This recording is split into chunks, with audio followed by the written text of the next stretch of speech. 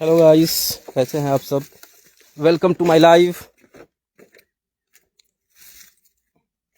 ये छोटा सा चाय का बागान। जो लोग नॉर्थ बंगाल में और दार्जिलिंग डिस्ट्रिक्ट में रहते हैं उनको तो पता होगा चाय के बागान के बारे में, और जो लोग यूपी बिहार या किसी और स्टेट में रहते हैं जहां चाय की खेती नहीं होती है तो उनको मैं दिखलाता हूं कि चाय का बागान कैसा होता है। ये अभी हम लोग इसको ऑफ सीजन बोलते हैं। दिसंबर, जनवरी और आधा फरवरी ये बागान के लिए, चाय बागान का ऑफ सीजन होता है। अभी पत्ता नहीं होता है, अभी कोई प्रोडक्शन नहीं होता। अभी हम लोग गाछ को काट के रखते हैं और फरवरी 15-20 तारीख के बाद से या मार्च से फुल फेज में पत्ता आना शुरू होता है। और ये जो हम बागान में पत्ता तोड़ते हैं ये फिर फैक्ट्री में जाता है। तो मैं बीच बीच में इस तरह लाइव वीडियो बना करके जो लोग यहाँ नहीं रहते हैं उनको बागान के बारे में बतलाऊंगा। चाय की खेती कैसे होती है, क्या क्या ज़रूरी है और इसका प्रोडक्शन कैसे होता है, पत्ता से चाय कैसे बनता है, ये सारी बातें मैं एक एक करके आपको अपने लाइव वीडियो में बताया करूंगा। तो चाय की खेती के लिए सबसे ज़रूरी जो है कि जो ज़मीन होती है उसमें पानी नहीं लगना चाहिए। मतलब पानी आए और चला जाए। अगर पानी किसी ज़मीन में ज़्यादा समय तक रुकता है तो वहाँ चाय की खेती नहीं हो पाती है। चाय के लिए न तो ज़्यादा ठंडे मौसम ज़रूरी है ना ही ज़्यादा गर्मी। सब कुछ एक एवरेज में जहाँ पे होता है, जहाँ की मिट्टी में पानी नहीं जमे, वहीं पे चाय की खेती हो पाती है। तो सौभाग्य से हम लोग यहाँ रहते हैं, वहाँ पे चाय की खेती होती है और अच्छी खेती होती है।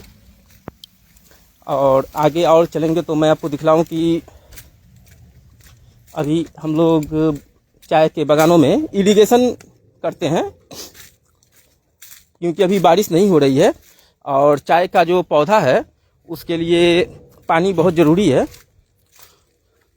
तो ये देखिए, अभी आगे मैं थोड़ा जाऊंगा और तो आप देख पाइएगा।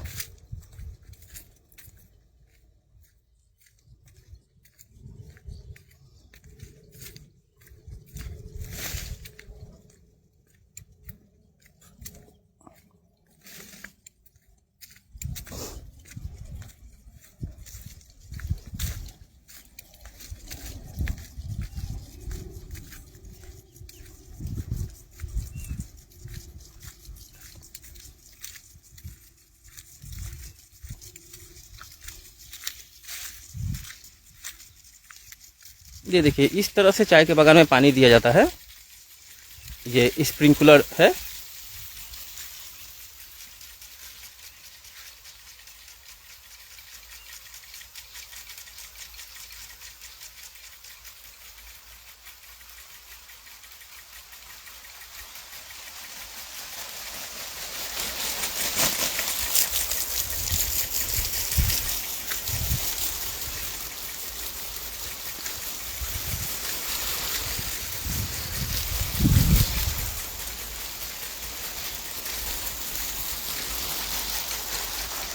चाय के साथ साथ हमारे यहाँ अनारस की भी अच्छी खेती होती है।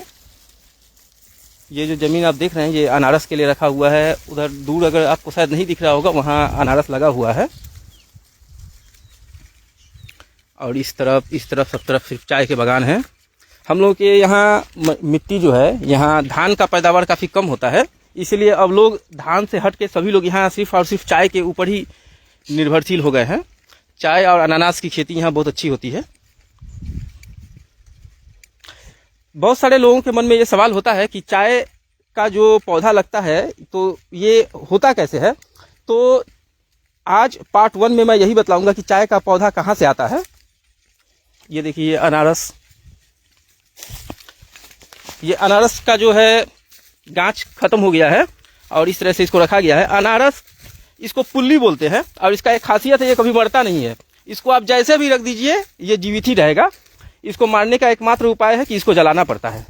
इसको आप कहीं भी रख दीजिए ये मरेगा नहीं। हाँ, तो चाय कैसे होता है। तो देखिए, चाय का पौधा लगाने के लिए सबसे पहले उसका सैंपलिंग, जो उसका चारा होता है, पहले उसका चारा को लगाना होता है। जब चारा 6 इंची, 8 इंची या 12 इंच का हो जाता है तो उसके बाद उसको मिट्टी में लगाया जाता है।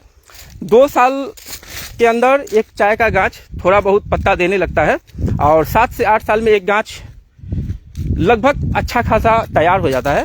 जैसे ये जो गाछ आप देख रहे हैं आपके सामने, ये लगभग 15 साल पुराना गाछ है ये। तो अब ये पूरी तरह से तैयार हो चुका है।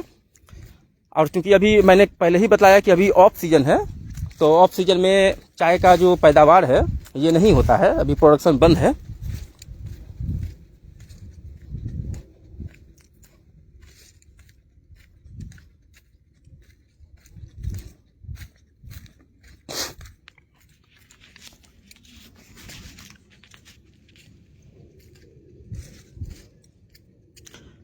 अब आ जाते हैं हमारे जो देश के लाखों कंटेंट क्रिएटर्स हैं उनके ऊपर।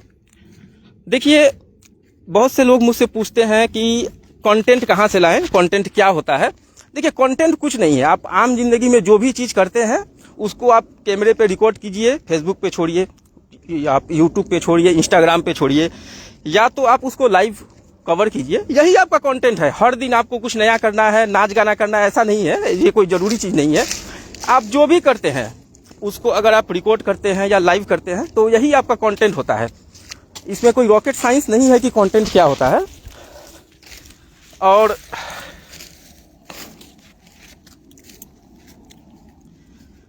हमारे देश में जितने भी कंटेंट क्रिएटर हैं, इनके लिए मैंने पहले भी एक लाइव वीडियो में बोला था कि आप ये मत सोचिए कि आप जब लाइव करते हैं उसे कितने लोग देखते हैं, कौन लाइक करता है, कौन कमेंट करता है। आप अपना काम कीजिए। आप इसको पैसे कमाने के लिए मत कीजिए। मैं खुद बोलता हूं, मैं पैसे के लिए नहीं करता हूं। मैं सिर्फ इसलिए करता हूं कि मेरा आत्मविश्वास बना रहे। 4 लोगों के सामने जब भी मैं आऊं तो मुझे कुछ भी बोलने में हिचकिचाहट ना हो, और जब भी 4 लोग कहीं हों तो वहां ये चर्चा हो कि हाँ, ये लड़का जो है किसी से डरता नहीं है। लाइव आने का एकमात्र उद्देश्य मेरा यही है। कौन आपके बारे में क्या सोचता है, कौन आपके बारे में क्या बोलता है, डज नॉट मैटर। ये देखिए, और ये अनारस का पौधा, बहुत कम लोग इसको देखे होंगे।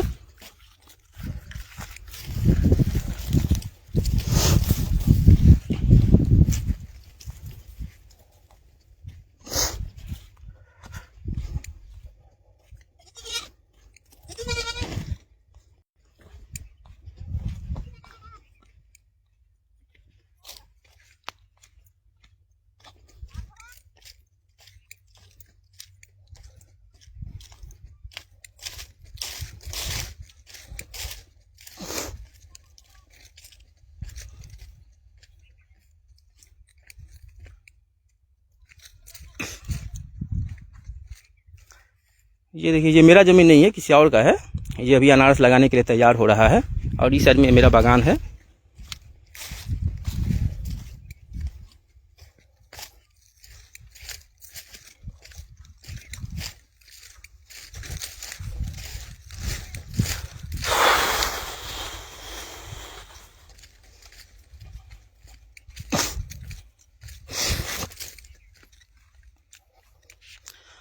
और चूँकि मैं जब भी लाइव करता हूँ तो कुछ न कुछ देश दुनिया के बारे में ज़रूर बात करता हूँ। तो आज के लाइव में मैं अभी वर्तमान में जो चल रहा है, इसके ऊपर मैं आज शायद एक वीडियो बना के भी छोड़ूंगा, शॉर्ट वीडियो। तो लाइव में भी मैं बतला देता हूँ कि अभी आप देख रहे होंगे कि पूरे देश में जब भी आप फेसबुक खोलते होंगे, यूजीसी आरक्षण, ये आपको कहीं ना कहीं दिखता ज़रूर होगा। और जो लोग अगर कंटिन्यू न्यूज़ देखते हैं तो उन्हें पता है कि ये क्या है। और कुछ लोगों के मन में सवाल होगा कि आखिर यूजीसी बिल क्या है, आरक्षण का इससे क्या लेना देना है। तो केंद्र सरकार अभी अपने राजपत्र गैजेट ऑफ इंडिया में एक घोषणा लेकर के आई कि जो SC ST कानून है, ST SC कानून, वो अभी तक तो देश में वैसे भी लागू है, लेकिन यूनिवर्सिटी ग्रांट कमीशन UGC के कानून में ये नहीं था।